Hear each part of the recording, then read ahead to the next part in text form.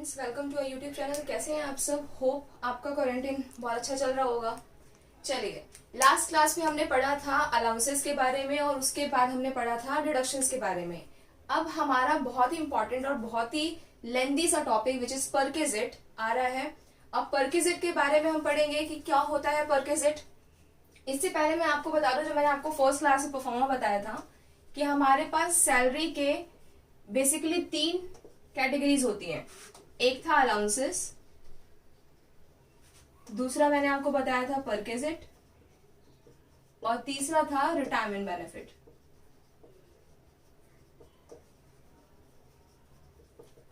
Allowances हम कर चुके हैं सारे के सारे। अलाउंसेस मैंने आपको क्लियरली बोला था कि ये जो टर्म्स होते हैं अलाउंसेस, ये मनी रिलेटेड होते हैं। मतलब इसमें आपको इन काइंड कुछ नहीं मिलता, आपको सब कुछ कैश में दिया जाता है। मतलब यहाँ पे एम्प्लॉयर अपने ऊपर कोई बर्डन नहीं लेना चाहता कि मैं आपको घर दे रहा हूँ, मैं आपको कार दे रहा हूँ या फिर उसकी ऑब्लिगेशन उठाए। वो आपको जो भी चीज चाहिए होगी वो आपको उसके पैसे दे देगा, यानी इन कैश में उसको पेमेंट कर देगा। तो वो चीजें होती है हमारी अलाउंसेस।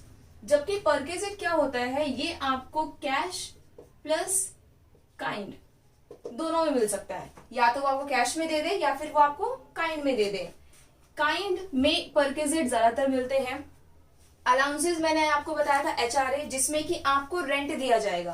अब सेम चीज हम परक्विजिट में पढ़ेंगे, वहां भी घर मिलेगा, लेकिन उस केस में आपको रेंट नहीं दिया जाएगा, कैश में नहीं देंगे, वो आपको घर ही दे देंगे रहने के लिए। ठीक है, तो और उसके बाद हम लास्ट में अपना रिटायरमेंट बेनिफिट आगे के चैप्टर से पढ़ेंगे। तो उसके बाद अब देखिए आगे, इसको हटा देती हूँ क्लियरली आपको विजिबल हो जाए। परक्विजिट होता क्या है? बहुत बार बच्चे कंफ्यूज होते हैं कि परक्विजिट की एक सिंपल सी मीनिंग बताइए, लेकिन लॉ ने क्लियरली बहुत सिंपल शब्द में ऑलरेडी डिफाइन कर रखा है कि व्हाट इज परक्विजिट। तो परक्विजिट किसी भी तरह का वो पेमेंट होता है जो एम्प्लॉयर करता है अपने एम्प्लॉय को, चाहे तो वो कैश में होगा या फिर इन काइंड में होगा, in addition to basic salary. Basic salary तो आपको मिलेगी, उसके साथ साथ अगर आपको कुछ कैश में मिलता है या फिर कुछ काइंड में मिलता है तो उसको हम क्या बोलते हैं? परक्विजिट बोलते हैं। और ये परक्विजिट आपको पढ़ना है सेक्शन 17 सब हेड 2 के अंदर। कुछ बेसिक्स परक्विजिट है जो कि डिफाइन कर रखे हैं लॉ ने सेक्शन 17(2) में। तो पहले मैं उन सबके आपको नाम बता देती हूँ, फिर धीरे धीरे एक एक टॉपिक को उठाएंगे और उसकी क्या कैलकुलेशन होती है, कैसे उसको हमें फाइंड आउट करना है, वो करेंगे। सबसे पहला आपका परक्विजिट है रेंट फ्री अकोमोडेशन। नाम से पता चल रहा है, अकोमोडेशन का मतलब होता है घर, रेंट फ्री का मतलब है कि आपको बिना पैसे दिए आपको वो घर रहने के लिए मिल रहा है। अब इसका बेनिफिट क्या है और एम्प्लॉयर क्यों अपने खर्चे पे प्रोवाइड कराता है? फॉर एग्जाम्पल, आप किसी कंसर्न में काम कर रहे हैं और एकदम से उसने बोला कि भाई आपको दिल्ली में नहीं रहना, आपको बेंगलुरु जाके रहना पड़ेगा। तो अब वो एम्प्लॉय कह रहा है कि दिल्ली में तो मेरा अपना घर है, अगर मैं बेंगलुरु जाता हूँ तो मुझे वहां पे रहने का खर्चा प्लस मुझे वहां पे रेंट पे जो मकान रहना पड़ेगा उसका खर्चा तो मैं कैसे उठाऊंगा उस सैलरी से? मुझे यहाँ भी अपना खर्चा देखना है, तो सर मैं बेंगलुरु नहीं जा सकता। तो फिर एम्प्लॉयर कहता है कि ठीक है भाई, आप जाके अपना वहां पे काम देखो, हम आपको वहां पे रहने का खर्चा, यानी आपको किसी भी तरह की टेंशन नहीं लेनी, आप बस जाइए, आपको किस तरीके का मकान चाहिए हम दे देंगे, कौन सा मकान चाहिए हम दे देंगे, बस आपको वहां पे जाके रहना है। तो अगर आपको आपका एम्प्लॉयर मकान खुद प्रोवाइड कराता है, घर खुद प्रोवाइड कराता है और उसके बदले में आपसे किसी भी तरह का रेंट नहीं लेता है, तो उसे बोलते हैं रेंट फ्री अकोमोडेशन। फिर दूसरा आपको दिख रहा है कंसेशनल अकोमोडेशन। कंसेशन का मतलब होता है कम करके देना। कई बार कई एम्प्लॉयर ऐसे होते हैं जो कि रेंट फ्री नहीं दे सकते, मतलब वो ज्यादा नहीं दे सकते, तो उन्होंने बोला कि ठीक है, ऐसा करते हैं कि आप जहां जा रहे हो आप वहां पे जाइए, आपको हम घर प्रोवाइड कराएंगे और उसके बदले में आपको उस घर का एग्जैक्ट अमाउंट अपने ऑनर को नहीं देना। आपको क्या करना है कि उसका कुछ पार्ट यानी 2-3 हजार रुपए वो आप मुझे दे दीजिए ताकि मैं आपको घर प्रोवाइड कर सकूं। तो उस केस में आपको जो पूरा घर मिला है वो पूरी तरीके से रेंट फ्री नहीं मिला, आपसे कुछ अमाउंट आपके एम्प्लॉयर ने ले लिया है, तो इसलिए वो चीज किसमें मिली है? आपको कंसेशन में मिली है। ट्रीटमेंट दोनों का ऑलमोस्ट सेम होता है, बहुत माइनर सा फर्क होता है, वो आपको आगे बताऊंगी मैं। नेक्स्ट है आपका benefit taxable for the specific employees only. अब कुछ ऐसे बेनिफिट्स होंगे जो कि सिर्फ स्पेसिफिक एम्प्लॉय को मिलेंगे। अब यहाँ पे मैंने वर्ड यूज किया है स्पेसिफिक एम्प्लॉय, मैंने इसके अंदर कहीं भी किसी तरह के एम्प्लॉय की जिक्र नहीं किया। इसका मतलब ये चीज किसी भी एम्प्लॉय को मिल सकती है और वो किसी भी एम्प्लॉय के अंडर में टैक्सेबल होगी। बट यहाँ पे स्पेसिफिक एम्प्लॉय का कुछ अलग मीनिंग होता है। ऐसे कौन कौन से लोग हैं जो स्पेसिफिक एम्प्लॉय के अंदर आते हैं, उनके केस के अंदर ही ये सारी चीजें टैक्सेबल होंगी। अगर वो स्पेसिफिक एम्प्लॉय नहीं है तो नहीं होगी। बट जब आप क्वेश्चन करेंगे, चाहे किसी भी लेवल पे कर रहे हैं, बीकॉम प्रोग्राम, ऑनर्स या एग्जाम कहीं पे भी दे रहे हैं, तो आपको इसको दिमाग में नहीं रखना। ये चीज जो स्पेसिफिक एम्प्लॉय है ये अब सिर्फ बुक्स में रह गई है कि ये स्पेसिफिक एम्प्लॉय के लिए ही टैक्सेबल होगा। प्रैक्टिकली जब हम इसको करते हैं, कैलकुलेशन करी जाती है किसी भी कंसर्न में, तो ये स्पेसिफिक एम्प्लॉय को कंसीडर नहीं करते। अब चाहे एम्प्लॉय स्पेसिफिक हो या ना हो, आपको ये टैक्सेबल करना ही करना है। दैट मीन्स कि ये सिर्फ बुक्स के लिए ही है, सिर्फ थ्योरी के लिए ही है, प्रैक्टिकल में इसका कोई यूज नहीं होता। तो सबसे पहले इसके अंदर आता है हमारा कार फैसिलिटी। कार फैसिलिटी होता है कि आपके एम्प्लॉयर ने आपको कार दे दी कि भाई ये कार ले लो, इससे आप जाके अपना जिस भी तरह का ऑफिस का काम है या आपका पर्सनल काम है या फिर ऑफिस प्लस पर्सनल आप दोनों कर सकते हो, तो ये आपका कार फैसिलिटी में आ जाएगा। डोमेस्टिक सर्वेंट, कई बार आपका एम्प्लॉयर आपको घर में सर्वेंट प्रोवाइड कराता है, ये भी आपका बेनिफिट है जो कि इन काइंड मिल रहा है, कैश में नहीं मिल रहा। उसने आपको सर्वेंट खुद भेजा है, उसकी पेमेंट वो खुद करेगा, आपको उससे मतलब नहीं है। It's gas, electricity and water. Gas की, इलेक्ट्रिसिटी की या वाटर की किसी भी तरह की फैसिलिटी अगर वो आपको प्रोवाइड कराता है तो भी इसमें आएगा। एजुकेशन फैसिलिटी, अब एजुकेशन फैसिलिटी में आपको एक अलाउंस याद आ रहा होगा, चिल्ड्रन एजुकेशन अलाउंस। तो कई बार एक नाम की दो चीजें रिपीट होंगी, बस पीछे वर्ड चेंज होगा। एक में लगा होगा फैसिलिटी और एक में लगा था अलाउंस। अलाउंस हमेशा मनी टर्म्स में होता है, फैसिलिटी आपको इन काइंड में मिल सकता है। तो यहाँ पे ध्यान रखना है कि कई बार एम्प्लॉय को उनके बच्चों के पढ़ाने का जो खर्चा है वो भी कौन उठाता है, एम्प्लॉय उठाता है। तो ये है आपका एजुकेशन फैसिलिटी। फिर आता है transport facility. Next is employees obligation paid by the employer. अब कुछ ऐसी ऑब्लिगेशंस होंगी जो कि एम्प्लॉय को पे करनी थी, मतलब उसे खुद पे करना था, लेकिन उसकी जो ऑब्लिगेशन है वो पे कर दी एम्प्लॉयर ने। फॉर एग्जाम्पल कार फैसिलिटी में तो आपको कार मिल जाएगी, सीधे सीधे कार है, बाइक है या जो भी आपको दिया जाएगा वो मिल जाएगा। लेकिन अगर मैं इसी को इस कैटेगरी में डाल दूं, एम्प्लॉय ने बोला कि भाई आप यहाँ पे मुझे कार प्रोवाइड नहीं करा रहे हो, मुझे अपने ही कार से ट्रेवल करना पड़ता है हर जगह, मुझे उसका खर्चा बहुत ज्यादा आ रहा है, तो मैं ये जॉब नहीं ले सकता क्योंकि मुझे कहीं दूसरी जगह पे ये कार फैसिलिटी मिल रही है जहाँ पे मुझे वो कार भी दी जा रही है। तो उसने बोला चल ठीक है, मैं इतना तो नहीं कर सकता कि मैं आपको कार दे दूं एक नई, तो मैं ये जरूर कर सकता हूँ कि भाई तेरे पास अपनी कार है तो तू ऐसा कर कि उस कार को यूज कर, उसका जो भी मेंटेनेंस का खर्चा होगा वो सारा खर्चा मैं पे करूंगा। यानी ये ऑब्लिगेशन, क्योंकि ऑब्वियस ही बात है कि अगर कार मेरी है तो मुझे खर्चा पे करना चाहिए था, लेकिन अगर मेरी कार का खर्चा कोई और पे कर रहा है तो वो मेरी ऑब्लिगेशन पूरी कर रहा है। तो इस ऑब्लिगेशन में इस तरह की चीजें आ जाएंगी। एम्प्लॉयज लाइफ इंश्योरेंस, अगर एक एम्प्लॉयर अपने एम्प्लॉय का लाइफ इंश्योरेंस कराता है, ये ज्यादातर कहाँ पे होता है, जहां पे मशीन से काम होता है। अब एक जगह में मशीन से काम हो रहा है, एक्सीडेंट होने के बहुत चांसेस होते हैं, तो जब एक्सीडेंट हो जाता है तो कहीं एम्प्लॉयर को अपने ही जेब से पैसे ना भरने पड़े, उस चक्कर में वो अपने एम्प्लॉय का लाइफ इंश्योरेंस करा देता है कि ऑन द जॉब अगर से कुछ होता है तो वहां से उसको पेमेंट मिल जाएगी और अपने जेब से नहीं भरना पड़ेगा। Contribution to superannuation fund in excess of ₹1 lakh. अब एम्प्लॉय का रिटायरमेंट होता है और कई जगह पे पॉलिसीज होती है कि आफ्टर रिटायरमेंट आपको मिलेगा क्या, पेंशन। तो वो पेंशन कई बार एम्प्लॉयर के ऊपर एक बहुत बड़ा बर्डन पड़ जाता है, ह्यूज बर्डन जो इकट्ठे आ जाता है कि उसे हर महीने बिना किसी काम के, जो बंदा काम भी नहीं कर रहा, उसको पेमेंट करनी है। तो उस केस में वो उसका पहले से ही एक बैकअप बना के चलता है, तो वो सुपर एनुएशन फंड में उसके पेंशन के नाम से कुछ अमाउंट डालता रहता है और जब उसकी रिटायरमेंट होती है तो वो रिटायरमेंट के बाद वो उसमें से निकाल कर उसको पेमेंट करता रहेगा। बट अगर आपको ये जो मिल रहा है, ये जो सुपरएनुएशन फंड में पेमेंट हो रही है वो 1 लाख से ज्यादा क्यों होगी तो ही टैक्सेबल होगा, अदरवाइज वो परक्विजिट नहीं माना जाएगा। नेक्स्ट हमारा परक्विजिट है अदर फ्रिंज परक्विजिट।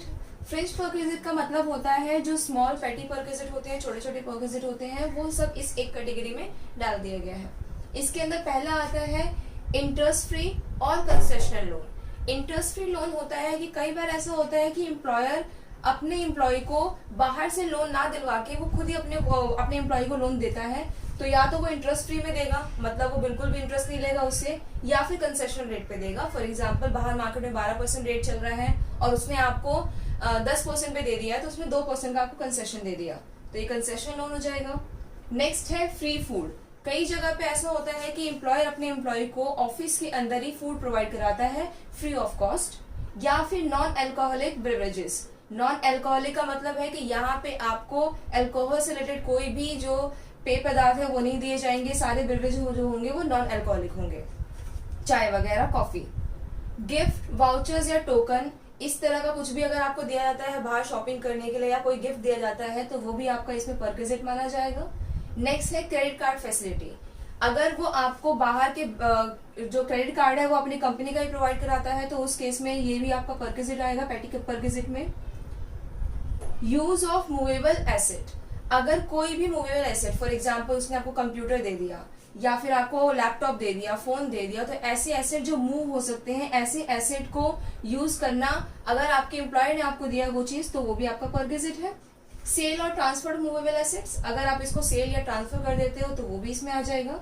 और अगर कुछ इनमें से बच जाता है कोई भी छोटा परक्विजिट तो वो आ जाएगा एनी अदर बेनिफिट्स के अंदर। यहाँ तक हमारा परक्विजिट का पूरा इंट्रोडक्शन खत्म हो गया है। इसके बाद हर एक पॉइंट की कैलकुलेशन कैसे कैसे होती है वो मैं आपको नेक्स्ट वीडियो में बताऊंगी।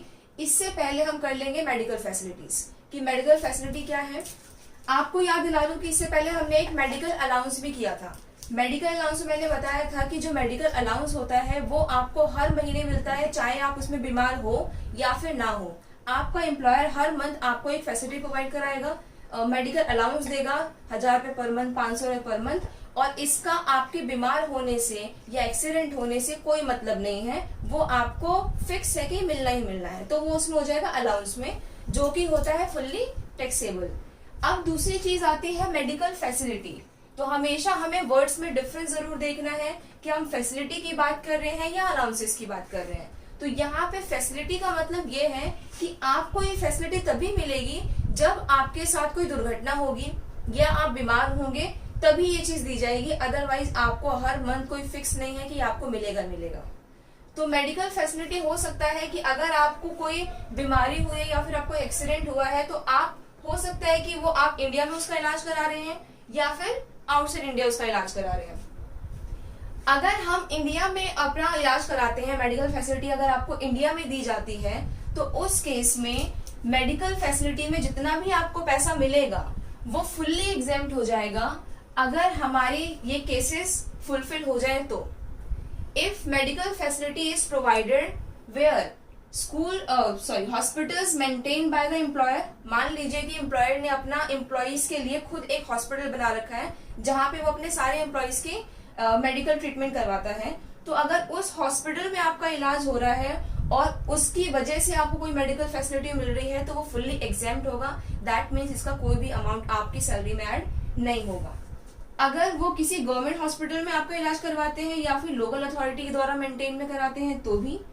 अगर हॉस्पिटल अप्रूव्ड होता है गवर्नमेंट फॉर इट्स एम्प्लॉय, एक हॉस्पिटल जैसे कि मैं आपको नाम बता दूं ASI, ये सारे ऑलमोस्ट प्राइवेट जो जॉब में प्राइवेट वर्कर्स होते हैं उनका एक ESI कार्ड बना होता है। उनको किसी भी तरह की प्रॉब्लम होती है हेल्थ से रिलेटेड तो वो ESI कार्ड लेके जाते हैं और वहां पे अपना इलाज कराते हैं। वो एक ऐसा हॉस्पिटल है जहां पे जिसके पास वो कार्ड नहीं है वो इंसान नहीं जा सकता। दैट मीन्स कि वो हॉस्पिटल किससे अप्रूव्ड है, गवर्नमेंट से अप्रूव्ड है, और वो किसके लिए अप्रूव्ड है, सिर्फ एम्प्लॉइज के लिए। तो अगर आपके ट्रीटमेंट ऐसे हॉस्पिटल में हो रहा है तो भी आपको वहां से जो फैसिलिटी मिल रही है वो फुल्ली एग्जेम्प्ट हो जाएगी। अब जो एग्जेम्पशन होगी वो आपकी इन 3 केस में मिलेगी जहाँ पे हॉस्पिटल इनके द्वारा मेंटेन्ड होंगे, बट कुछ अलग केसेस भी होंगे जहाँ पे हॉस्पिटल्स इनके द्वारा मेंटेन नहीं होंगे, तो उसमें कितना होगा So in any other case, it is exempt up to ₹15,000. तो कोई भी अदर केस होगा किसी भी प्राइवेट हॉस्पिटल में, अगर आप अपना ट्रीटमेंट करा रहे हो तो आपको 15,000 तक की एग्जेम्पशन मिल जाएगी और बाकी जो बच जाएगा वो हो जाएगा टैक्सेबल. सो अभी तक हमने पढ़ लिया मेडिकल फैसिलिटी इन इंडिया. अब बच गया हमारा medical facility outside India.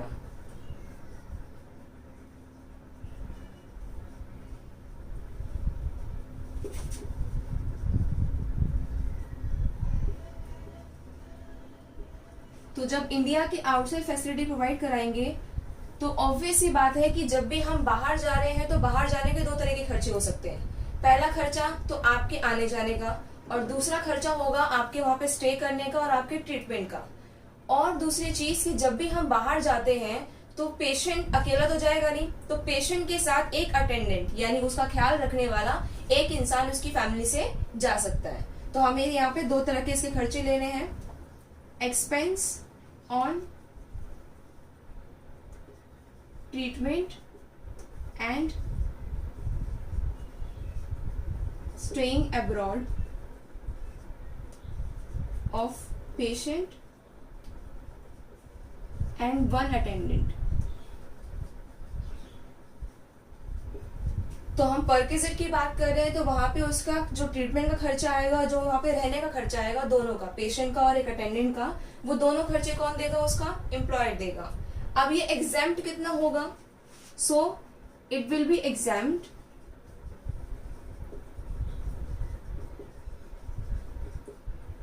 according to the limit specified by RBI. ये एग्जाम्प्ट होगा जितना आरबीआई उस टाइम पे आपको परमिट करेगा. इसकी कोई पर्टिकुलर लिमिट नहीं है. जब भी आप बाहर से ट्रीटमेंट करा के आओगे तो जब हम ये चीज फाइल करेंगे तो आरबीआई आपको जितनी परमिशन देगा कि आप कितना एग्जाम कर सकते हो उतना ही आप एग्जाम कर पाओगे, ना उससे ज्यादा ना उससे कम. नेक्स्ट है travel expenses of patient and one attendant. अब उसके आने जाने का खर्चा दोनों का, वो कितना एग्जाम्प्ट हो जाएगा? इट इज एग्जाम्प्ट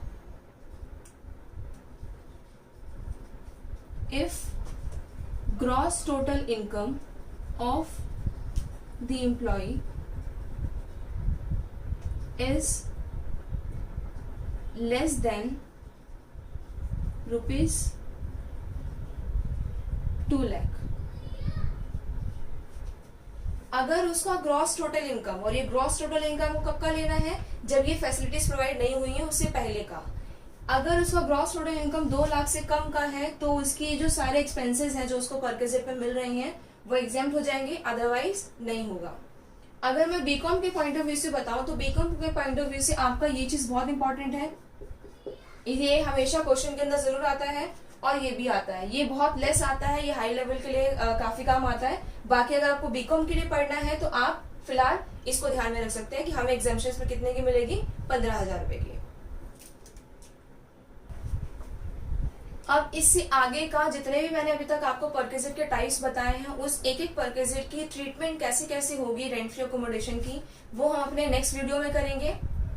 तब तक आप इसको अच्छे से रिवाइज कर लीजिएगा ताकि आपको ये चीजें बहुत अच्छे से क्लियर हो और उसमें दिक्कत ना आए.